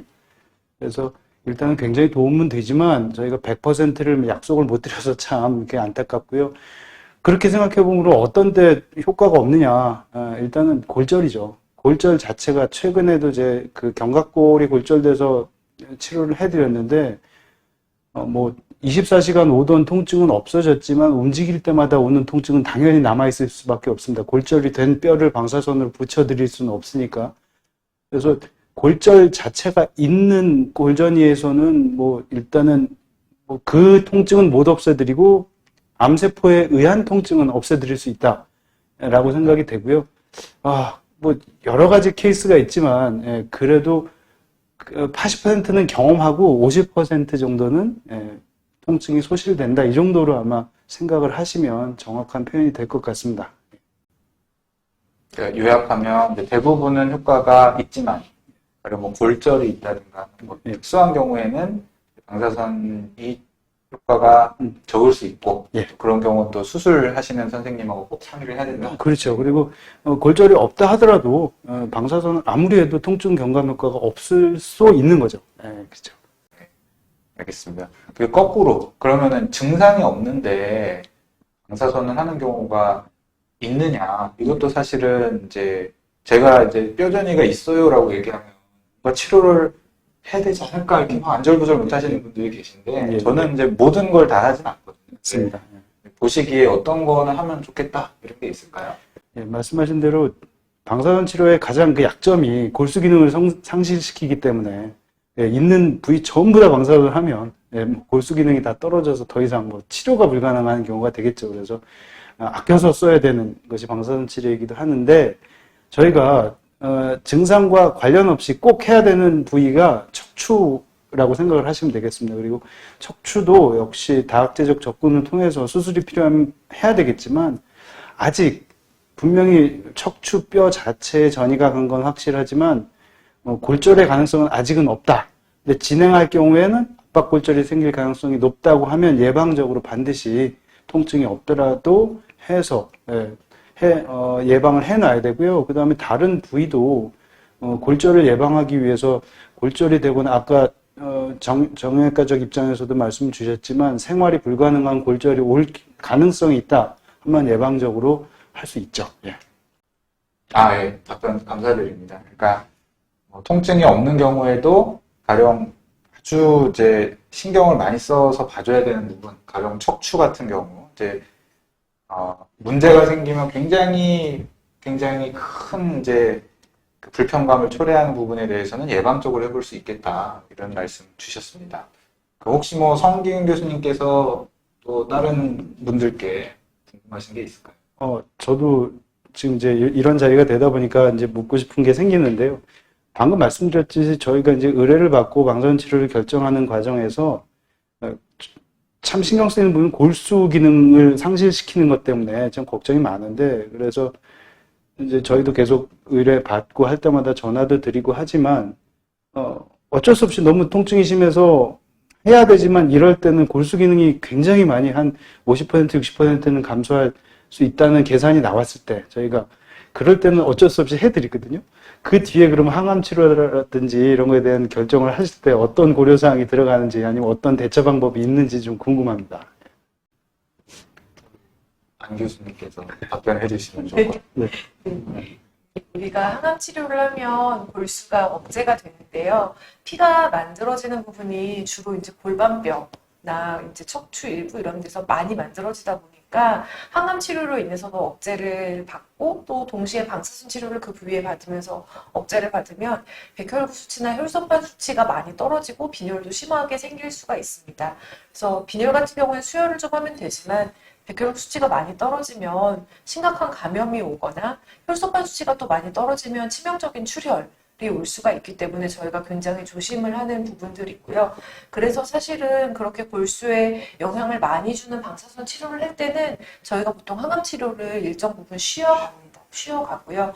또 실제로 방사선 치료를 그런 부위에 많이 받으셨던 분들은 골수의 회복 능력이 떨어져서 똑같은 항암 치료를 해도 다른 분들보다 회복 능력이 조금 저하되어 있는 부분이 있어요. 그런 것들은 저희가 감수하면서 치료를 하기도 합니다. 그러니까 방사선 범위가 그러니까 골수에 따라 좀 다르죠, 사실. 예. 그리고 저희가 보통 이제 골반이나 뭐 요추, 그러니까 허리를 지지하는 척추 같은 경우 가장 조혈 능력이 높다고 알려져 있는데 그쪽에 생길 때 저희가 이제 의뢰를 드리면 사실 저희도 좀 고민을 하죠. 고민하는데 이제 해야 되면 당연히 해야 되는 거고. 그런 경우에 저희가 용량을 이제 줄인다든가 항암제 용량 아니면 여러 가지 약제나 수혈의 도움을 받습니다. 이렇게 하고요. 그리고 아까 이제 최현석 교수님께서 강의하실 때 이 골절 위험도 평가가 중요하다 이렇게 말씀을 주셨는데요. 이제 뭐 인공지능 말씀도 주시고 제가 직접 연구도 하시는 걸로 알고 있는데 가령 이제 어떤 환우분께서 골전이가 있는데 이런 증상은 절대 간과하고 넘기면 안 된다라든지 아니면 이제 정형외과로 모든 경우에 또 갈 수는 없잖아요. 그리고 이제 특히나 그 종양을 전문으로 하는 정형외과 선생님이 매우 드물기 때문에 저희가 모든 병원에 사실은 모시고 싶지만은 이제 그러지 못한 상황이어서 임상 의사들 중에 가령 종양내과나 방사선 종양학과가 알아야 할 골절의 위험성 평가 이런 게 뭐가 있을까요? 말씀 주신 내용이 되게 중요한 내용인데요. 의사들이 알아야 될 부분이 있고 환자들이 알아야 될 부분이 있는데 오늘은 이제 환자분들께 말씀드리는 내용입니다. 저희가 앞서 말씀드린 대로 골절이 매우 중요한 부위가 있습니다. 대퇴골 같은 데가 이제 전이가 아주 잘 되는 부위인데 대퇴골, 고관절, 엉덩이 관절 있는 부위가 그쪽이 골절되게 되면 매우 힘들어지죠. 그래서 환자분들이 오셔서 저한테까지 오실 때는 이미 많이 진행해 있는 경우들이 많습니다. 그래서 항상 말씀드리는 거는 내과 혈액병원내과 교수님들이 항상 계속 주기적으로 보고 계신데 그때 하는 검사들을 절대 빼먹지 마라. 특히 골주사 검사라든가 PET 검사처럼 전신에 아직 증상이 없는 골전이를 찾을 수 있는 검사 같은 경우는 절대 빼먹지 말고 하시고 혹시 거기서 양성 소견이 나오면 그때 오시면 된다라고 우선 말씀드리고요. 환자분들은 대부분 암 환자들은 본인 몸에 대해서 이제 관심이 꽤 많죠. 이제 암 진단까지 받았기 때문에. 그래서 주기적으로 운동하시는 분들이 대부분입니다. 하다못해 동네를 한 바퀴 돈다거나 이런 것들도 하시는데요. 아까 말씀드린 중요한 그 대퇴골 골전이가 있는 경우에는 뼈가 구조적으로 약해집니다. 뼈가 높기 때문에 구조적으로 약해지고 그러면 어떤 증상이 생기냐면 똑같은 양의 운동을 했는데 예를 들어 내가 어제도 1시간 걸었고 오늘도 1시간 걸었는데 어제는 괜찮았는데 또는 지난달에는 괜찮았는데 오늘은 한 달 걷고 나니까 굉장히 고관절 부위가 뻐근하게 아프다. 안 아팠었는데 그렇게 되면 기계적으로 약해졌을 때 환자들이 가장 먼저 느끼는 증상은 뭐냐면 똑같은 양의 활동을 했는데 아픈 증상이 생기는 것입니다. 그래서 환자들은 항상 얘기할 때 안 아프다가 혹시 아파진 부분이 있나요? 이렇게 말씀드리거든요. 그래서 뼈라는 거는 굉장히 튼튼한 구조물입니다. 그렇기 때문에 절반 이상 녹기 전까지는 증상이 안 생겨요. 그러니까 증상이 생겼을 땐 이미 많이 녹았을 때니까 본인이 먼저 자각 증상이 조금이라도 보면 그때는 와서 충분히 엑스레이 검사라든지 이런 것들로 확인을 해보는 게 매우 중요합니다. 이따가 뒷내에도 나올 텐데 제 환자 중에 암 환자이시긴 한데 고관절이 뻐근하게 갑자기 아파졌어요 하고 저한테 외래로 딱 오셔서 아, 좀 이상하다 하고 엑스레이 찍고 오세요 했는데 엑스레이 찍으러 갔다가 오시는 길에 툭 넘어져서 대퇴골이 부러지신 환자분이 있거든요. 그러면 이제 그때까지는 증상이 없어서 몰랐다는 건데 매일 주기적인 운동이나 주기적인 활동을 하는데 내 몸에 느껴지는 증상이 다르다라고 느끼면 그때는 검사를 해보시는 게 좋습니다. 그러니까 증상 중에 이제 뭔가 예전과 운동량이 달라진다거나 뭐 통증이 생기거나 뭐 심해지거나 이런 거 말씀하시는 거죠. 감사합니다. 그리고 또 제가 이제 궁금했던 거는 아까 이제 하지가 되게 중요하다 말씀하셨잖아요. 그리고 가끔 저희가 보면 굉장히 다발성 전이가 있으면서 이 이제 상완이나 이제 이런데 그러니까 골절이 생긴 경우가 있어요. 근데 사실 수술하실 상황은 아니고 그런 경우 사실 고정만 해놓고 있긴 한데 뭐 되게 통증이 완전 조절되진 않고 사실 되게 불편하고 근데 뭐 다른 방법이 있을까요?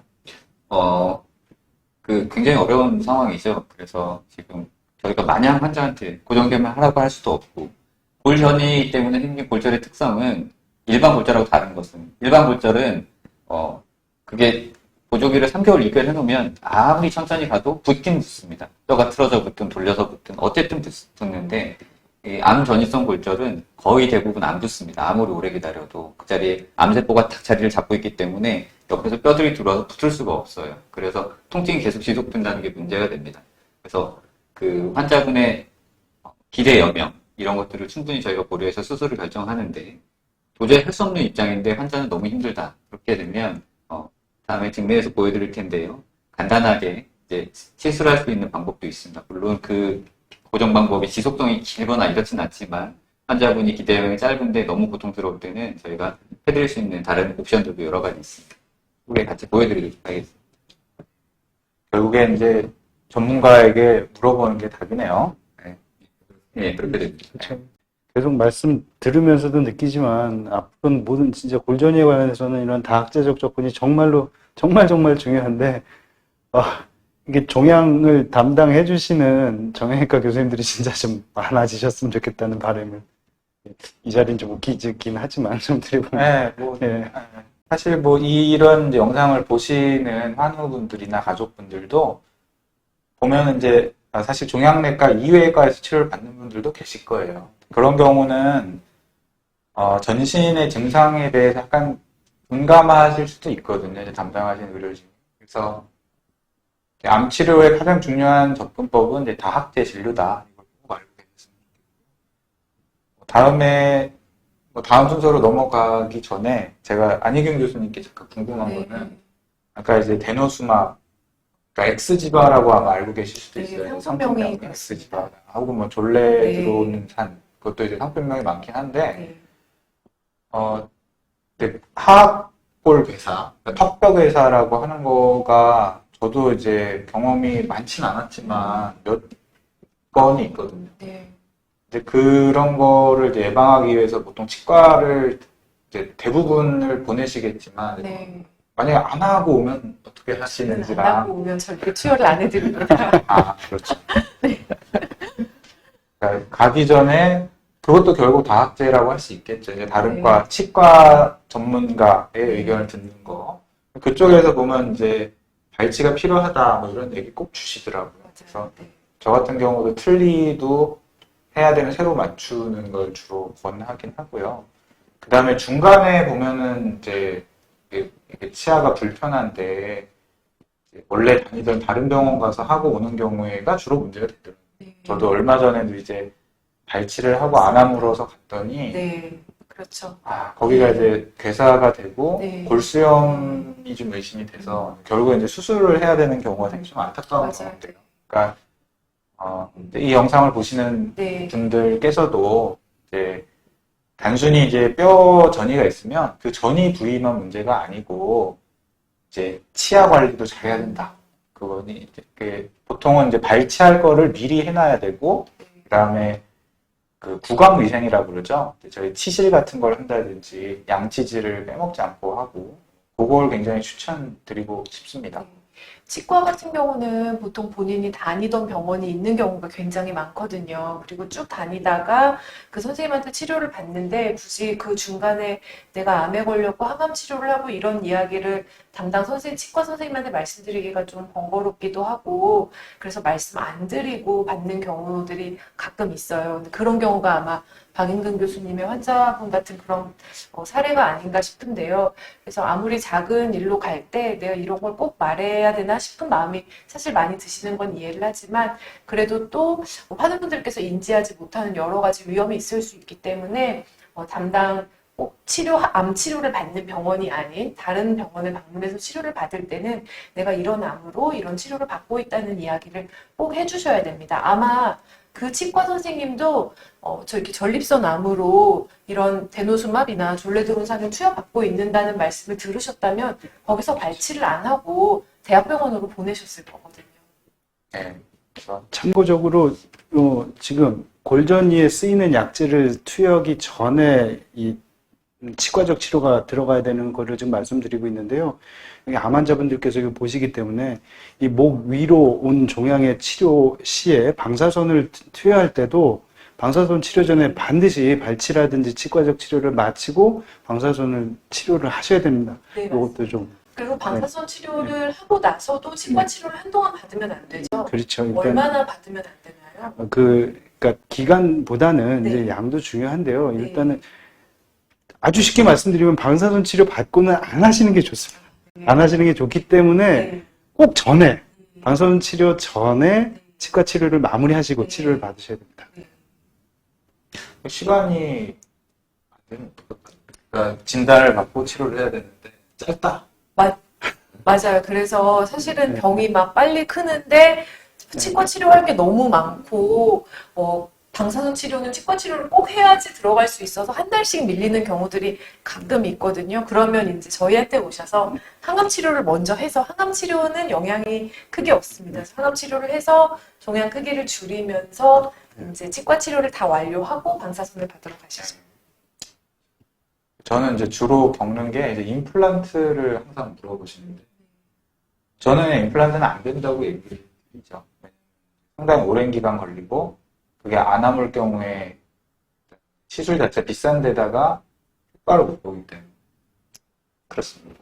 암 환자들이 다 하지 말라는 이야기는 아니죠. 아, 그건 네. 아니고요. 그건 이런 약제를 투여받는 분들께서 네. 그렇습니다. 다음 순서는 진료실 풍경, 내가 만난 증례, 내가 만난 환자들에 대해서 말씀을 드릴 거고요. 이제 보통 골전이라고 하면 굉장히 겁내고 막 효과 없는 거 아니냐, 막 곧 어떻게 되는 거 아니냐, 이런 그 걱정들을 하시기 때문에 저는 이제 되게 좋은 반응을 보였던 분들을 사례를 주로 보여드리려고 해요. 그래서 우선은 이제 제가 경험했던 분들의 영상사진 위주로 좀 보여드리겠습니다. 제가 오늘 소개해드릴 직례를 보여드리겠습니다. 우선 첫 번째 보여드릴 분은 이제 엉치가 아프다 이렇게 내원한 분입니다. 65세 남성 분이셨고요. 3개월 사이에 체중이 한 6kg 정도가 빠지면서 이제 오른쪽 엉치, 그 다음에 그 오른쪽 사타구니, 고관절이겠죠. 그래서 이런 증상으로 사실 우리 최현석 교수님 외래로 왔던 분이세요. 최현석 교수님이 이제 저한테 보내주셨고요. 이제 2017년에 처음 왔던 분입니다. 그래서 그때 CT를 찍었고, 이게 복부 CT라고 배 CT예요. 배 CT고, 여기 보시면 이제 콩팥에 덩어리가 하나 보이네요. 그게 있고, 여기는 이제 고관절 근처거든요. 이제 골반뼈이고요. 요걸 이제 저희가 다른 각도에서 보는 영상입니다. 같은 영상을 다른 각도에서 자른 거. 그래서 여기 보시면 이제 골반뼈에 굉장히 큰 덩어리들이 있죠. 그러니까 이게 고관절이라고 하는 걸 침범하고 있기 때문에 걸을 때마다 아팠던 거고, 그 다음에 이 부분은 이제 앉으면 딱 닿는 부분이기 때문에 그 앉기도 굉장히 불편했던 경우예요. 그래서 이거는 이제 아까 저희가 말씀드릴 때 골반뼈에 방사선을 쪼이면은 이 조혈 기능 자체가 너무 떨어질 수가 있어서요. 그런 조혈 기능을 제가 일단 걱정을 좀 했고, 이제 통증이 있지만 수술이 물론 그때 수술을 할 수는 있다고 했는데 범위가 너무 크기 때문에 약물 치료를 먼저 해보자 이렇게 상의를 했던 상황입니다. 그래서 신장에 문제가 있으니까 신장 조직 검사를 했고요. 여기서 투명세포암이 진단이 됐습니다. 그래서 투명세포암에 그 당시에 표준이었던 수텐이라는 약을 시작을 했고요. 그 당시 치료 당시에는 이제 저희가 이제 예후인자가 있거든요. 예후인자가 여러 개가 이제 안 좋은 인자가 있어서 이분은 이제 불량한 예후를 가진 분이었어요. 불량한 예후를 가진 경우는 사실 생존 기간을 굉장히 저희가 길다라고 말씀드리기 참 어려운 상황이었던 거죠. 근데 수텐이라는 약을 쓰고 예상외로 굉장히 반응이 좋았습니다. 그래서 이게 첫 진단 당시의 CT였고요. 그 다음에 이거는 2년이 지났을 때, 그때까지도 수텐을 계속 먹고 있었어요. 그래서 방사선이나 다른 치료 없이 이 병변 자체가 이제 이게 이렇게 돼서 뼈가 형성이 됐죠. 종양이 죽으면서. 이걸 이제 다른 컷으로 보면 이렇게 마찬가지 이렇게 됐고요. 이분은 이제 이거 제 차트를 이제 잠깐 가져온 건데 수텐을 3년을 썼어요. 만 3년을 썼고요. 아쉽지만 이제 골반뼈 일부가 조금씩 이제 진행하는 게 보여서 카보메틱스라는 약으로 바꿨었고요.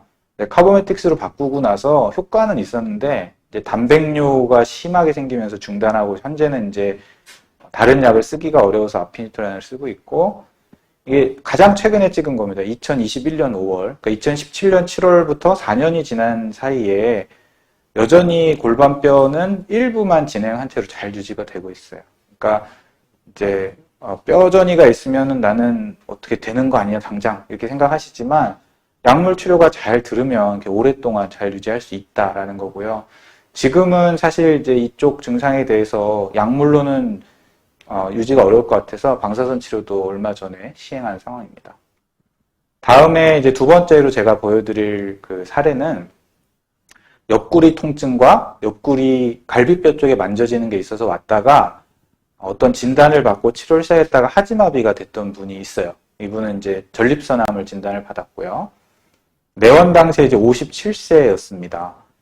오시기 한 2개월 전부터 옆구리가 아픈 거예요. 옆구리가 아프고 거기 덩어리가 만져졌습니다. 그래서 뭐 또 그런 심리가 있죠. 가서 검사하면 뭐가 나올까 봐 겁나서 안 가는. 그래서 이제 있다가 너무 이제 증상이 심해지니까 근처에 있는 병원을 가서 촬영을 한 다음에 뼈에 뭐가 보인다. 그래서 이제 우리 병원에 왔고요. 거기서 검사를 이제 몇 개를 했는데 PSA라고 하는 수치가 되게 높았어요. 이건 전립선에서 나오는 어떤 혈액 마커거든요. 그리고 이제 검사에서 전립선암이 보이고 조직 검사에서도 전립선암이 확진이 돼서 비뇨의학과에서 일반적인 치료, 그 당시에 일반적인 치료였던 남성 호르몬 박탈 치료를 하고 퇴원을 했어요. 퇴원을 하고서 한 주 정도 지나서 이제 다리를 못 움직이는 증상으로 응급실로 입원을 하였습니다. 그리고 저한테 이제 의뢰가 왔고요. 그 당시에 이제 영상은 이렇습니다. 이게 처음에 옆구리가 아프면서 만져지는 종괴, 그러니까 이게 갈비뼈에 있는 종괴였어요. 그 다음에 CT에서 보면 이게 이제 척추 중에 흉추라고 하는 가슴 척추입니다. 가슴 척추가 있고 이 CT를 보면은 요 뒤쪽에 이렇게 보이는 게 있는데 잘 보이지 않아요, CT로는. 그래서 원래 이제 척추 전이가 있을 때 가장 정확한 건 MRI입니다. 그래서 저한테 왔을 때 제가 MRI를 찍었고요. 이게 의사들은 이 영상을 보면 정말 깜짝 놀랄 영상입니다. 이게 암이 튀어나와 있고 척수신경을 완전히 누르고 있었던 거죠. 그래서 저는 정말 깜짝 놀란 상황이었고 이분은 이제 전립선암 중에 아까 굉장히 젊은 나이에 오셨었고 그 조직검사 소견도 사실 안 좋았어요. 굉장히 안 좋은 상황이었고 PSA라는 수치도 굉장히 높았고 다발성 골전이가 있어서 남성 호르몬 박탈 치료를 시작했는데 이 초반에 약간 나빠지는 경우가 있어요. 원래 남성 호르몬 박탈 치료라는 걸 하면 초기에 잠깐 나빠지는 경우가 있거든요. 그런 현상이라고 저는 생각을 했습니다. 그래서 처음에 저한테 왔을 때 이제 고용량 스테로이드를 사용을 했고 그러면서 하지를 움직일 수 있게 됐는데 이게 마냥 좋아지기만을 기다릴 수는 없기 때문에 저는 수술을 추천을 했고요. 그래서 수술을 했습니다. 수술을 했고 이 당시 수술 굉장히 큰 수술을 했어요. 척추의 그 몸통, 추체를 제거하고 그 다음에 거기다가 이제 어떤 걸 쇠심 같은 걸 심어 넣고 이제 추간 융합술이라고 해서 이제 여러 개의 척추를 고정시키는 시술을 했었고요. 그 이후에 다른 이제 내과적인 치료는 이제 약제를 썼죠. 약제를 계속 쓰고 그때 아마 방사선도 했던 걸로 제가 기억을 합니다. 그렇게 해서 지금까지 치료를 그냥 잘 받고 계세요. 지금까지 두 발로 걸어서 외래로 다니고 계시고요. 그래서 치료 이게 가장 최근에 찍은 영상입니다. 그래서 처음에 있었던 갈비뼈 덩어리도 종양은 죽은 채로 뼈가 다시 잘 형성이 됐고요. 요거는 이제 척추 부분은 이 뒤쪽을 이제 제거하고 안에다가 쇠심 같은 걸 넣어준 상황이고, 엑스레이로 보면 이렇습니다. 이렇게 여러 개의 그 척추를 고정을 해놨고요. 안에다가 이제 척추의 몸통을 뗐기 때문에 그걸 대신해줄 역할을 하는 이제 몇 가지 기구를 넣어놓은 상황이고요. 그래서 이 경우에 이제 척추를 움직이는 게 아주 자유롭지는 않을 수는 있겠지만, 지금은 이제 통증이라든지 아니면 다리를 움직이는 거는 전혀 문제가 없으시기 때문에 이런 경우가 딱 전형적인 이제 내과적 치료와 수술적 치료와 방사선 치료가 함께 진행된 사례입니다. 그래서 제가 보여드릴 사례는 이렇게 하고요. 그 다음은 우리 안희근 교수님께서 사례를 다시 이어가도록 하겠습니다. 안녕하세요. 저는 간단하게 케이스 한 개만 준비했습니다. 유방암 환자분이시고요. 이분은 30대 여성이셨는데 등과 골반의 통증으로 잘 걷지 못하는 상태로 병원에 119를 타고 실려오셨습니다. 그래서 이분도 처음에는 정형외과로 왔다가 저한테 오시게 되었거든요. 결국 유방암이 전신에 뼈전이가 된 것으로 진단을 받았고요. 이게 페트라는 사진인데 보시면 이 척추뼈에 까만색이 쭉 따라서 보이고 골반에도 까만색으로 보이는 부분들이 굉장히 많습니다. 이게 전부 다 암세포가 전이된 부분이거든요. 그래서 전신에 척추뼈에 암전이가 유방암 전이가 있고 골반 쪽에도 굉장히 심해서 이런 경우에는 움직일 때 주로 통증이 심합니다. 가만히 누워있을 땐 괜찮은데요. 그래서 누워있을 땐 괜찮은데 조금만 일어나서 앉기만 해도 너무 아프니까 이분은 침대에서 일어나지도 못하고 화장실도 거의 가기가 너무 어렵고 이런 상태로 그냥 누워서 치료를 시작하게 되셨습니다. 그래서 이 뼈전이에 대해서 사기 유방암이기 때문에 항암 치료를 했고요. 이분 같은 경우엔 저희가 일반적으로 쓰는 세포독성 항암 치료를 썼습니다. 파클리탁셀이라고 사실 유방암 환자분들은 굉장히 싫어하는 약제입니다. 많이 힘들어서요. 그리고 아까 말씀드렸던 그 데노수맙이라는 파골세포 억제제를 보조 치료로 같이 시작을 했고요. 이 부분이 골반뼈인데 굉장히 통증이 심했기 때문에 이 부분에는 방사선 치료를 병행했습니다. 동시에 통증을 또 잘 조절해드리는 게 굉장히 중요해서 고용량의 마약성 진통제를 사용해서 환자분의 통증을 조절을 해드렸습니다. 그래서 이렇게 치료를 했더니 이분은 항암 치료가 굉장히 잘 들었어요. 사실 저는 여기서 가장 중요한 역할을 한 거는 항암 치료라고 생각합니다.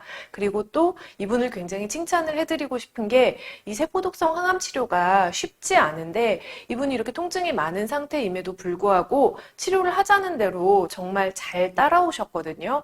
그래서 이렇게 항암 치료를 꾸준히 받고 좋은 항암 치료가 좋은 효과를 가져오고 또 데노수막과 같은 보조제도 역할을 하여 주었고 방사선 치료로도 통증이 잡히고 또 환자가 동시에 오래 누워 계셨기 때문에 사실은 근육이 굉장히 많이 약해지는 상황인데 회복이 되면서 재활을 하려는 노력을 또 부단하게 하셨습니다. 통증이 심할 때는 사실은 굳이 운동을 하고 싶은 마음이 잘 안 들거든요. 그럼에도 불구하고 꾸준히 운동을 계속하면서 일상생활로 복귀하려는 노력을 하셨고 그래서 1년 후에 같은 검사를 했을 때 보시면 이렇게 일부 뼈전이만 좀 남아있고 나머지 부분은 뼈전이의 활성도가 굉장히 적어진 것을 보실 수가 있습니다.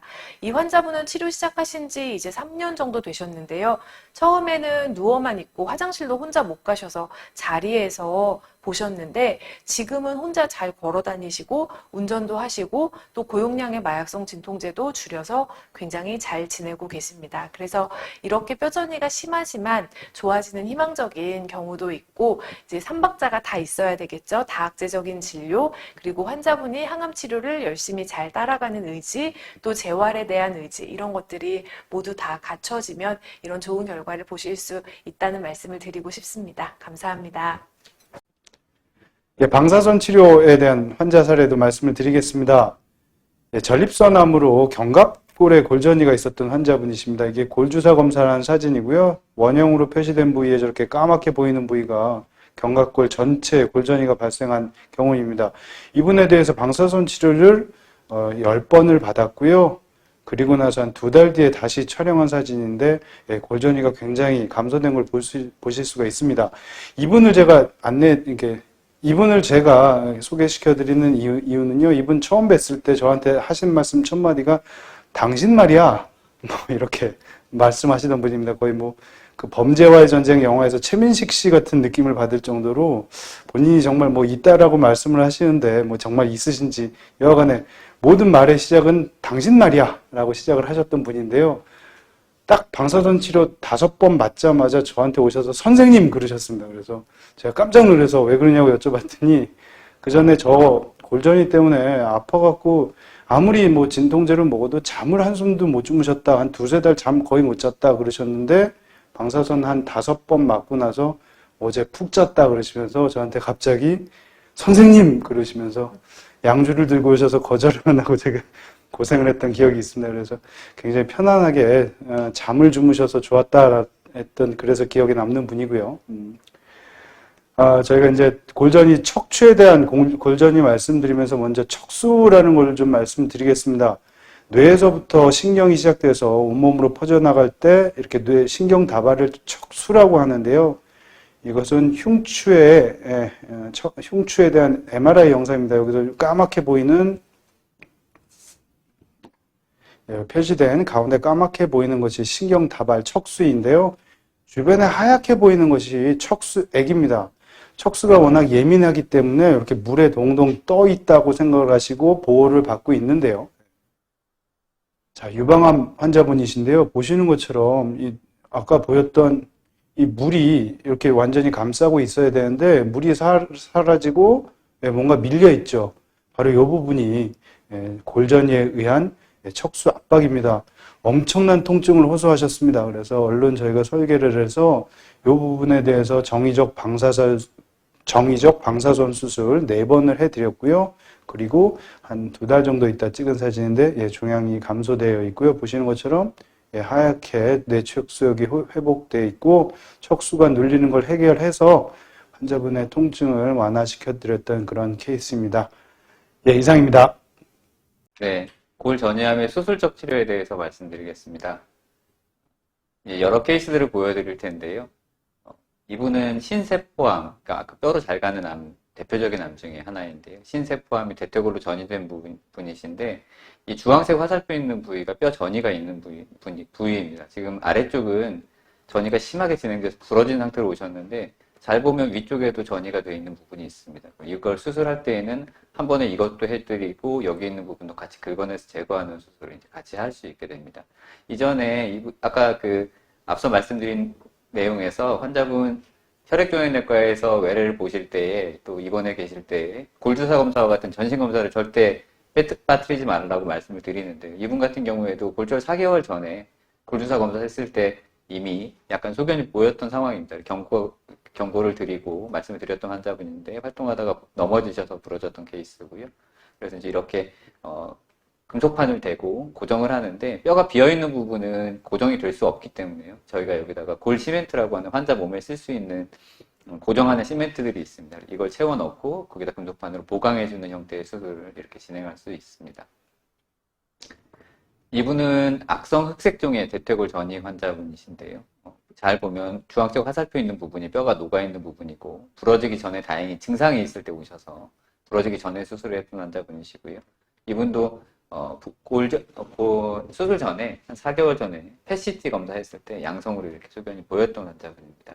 그래서 계획된 수술을 할 수 있었고 부러지기 전에 예방할 수 있었던 환자분입니다.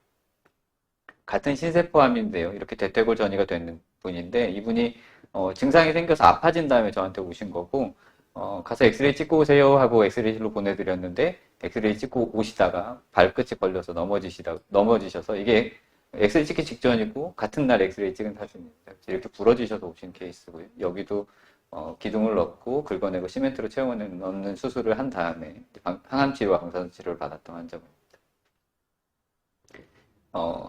폐암도 대퇴골 전이가 굉장히 잘 되는 암 중에 하나인데요. 이분 비소세포 폐암 대퇴골 전이 환자분이신데, 아까 앞서 주신 질문 중에서 큰 수술, 작은 수술 말씀이 있었습니다. 환자분이 전신 상태가 좋지 않고 큰 수술을 견딜 수 없는 상황인데, 마냥 부러질 때까지 기다리기만 해야 되느냐, 아니면 아예 활동 못하게만 놔둬야 되느냐, 이런데 이제 많은 치료적인 갈등이 있을 수 있습니다. 그래서 그런 때 선택할 수 있는 간단한 수술법에 대해 설명을 드리면, MRI를 보면 이미 뼈가 대부분 다 녹아있고, 여기뿐만 아니라 전신적으로 전이가 다 있는 환자분이었습니다. 그래서 이런 경우에 저희가 선택할 수 있는 방법이, 이제 아주 최소 절개를 조그맣게 열어서요. 여기다가 수술 방법 과정을 보여드릴 텐데요. 철사 같은 걸 박아 넣고 철사 안으로 드릴링 한 다음에 이런 긴 플라스틱 빨대 같은 걸 집어넣는데, 여기다가 골시멘트를 주입하는 방법입니다. 이렇게 채워 넣고요. 쭉 채워 넣어주면 뼈 안에 비어있는 부분으로 골시멘트가 채워지고, 채운 다음에는 골시멘트를 고정해줄 수 있는 튼튼한 스크류를 가지고 이렇게 고정해주는 방법을 사용합니다. 이것이 2년, 3년 저기를 버텨주지 못하지만, 환자분이 기대여명이 길지 않은 상태에서 너무 고통스럽다라고 하면 간단한 수술로 환자분의 통증을 좀 경감시켜드리고 부러지는 걸 예방할 수 있는 방법으로 선택적으로 사용할 수 있겠습니다. 물론 이거를 한다 하지 않는다 결정하는 것은 혈액종양내과 선생님과 충분한 상의를 하고 환자분과 상의한 다음에 결정해야 되는 수술입니다. 간암 같은 경우에도 대퇴골로 전이되는 경우가 있는데, 이분도 여러 군데 다른 데 전이가 있어서 기대여명이 길지 않은 분이었습니다. 이미 골절이 거의 진행되는 상황이고요. 같은 방법으로 스크류를 넣고 시멘트로 채워주는 형태로 환자분이 돌아가시는 날까지 다리를 쓸 수 있도록 만들어드리는 수술을 해드린 적이 있습니다. 팔뼈도 자주 부러지는 골절 부위 중에 하나인데요.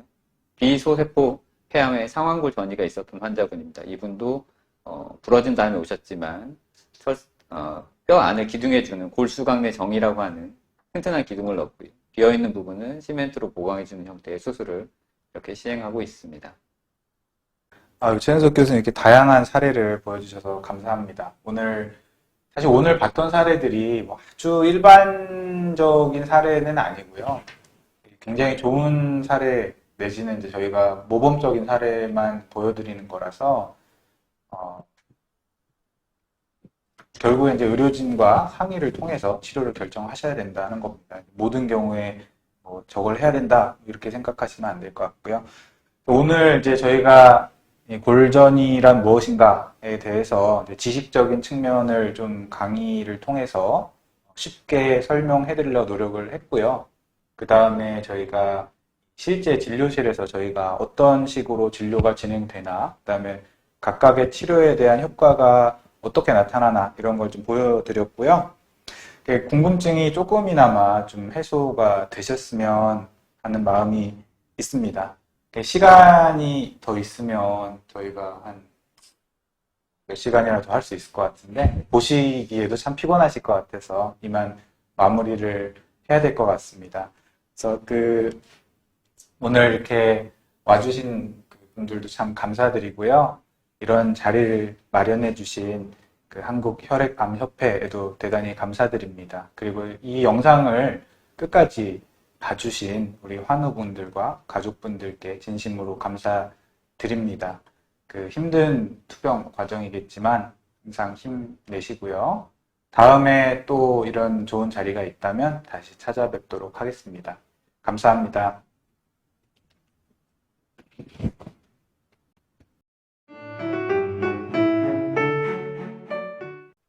예, 안녕하십니까.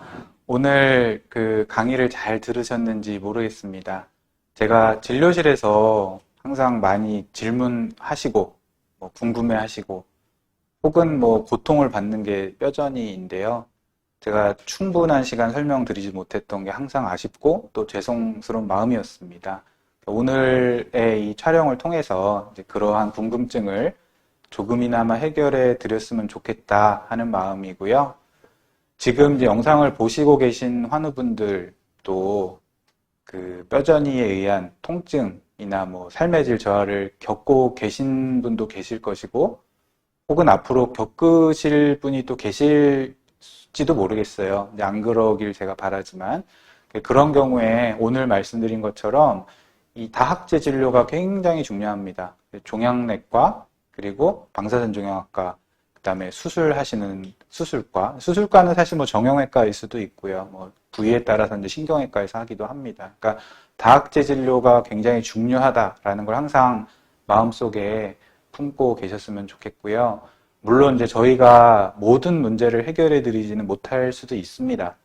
그래도 머리를 맞대고 상의하고 좋은 이제 방법을 생각하다 보면은 최선의 치료를 제공해 드릴 수 있을 것이라고 제가 확신을 하고요.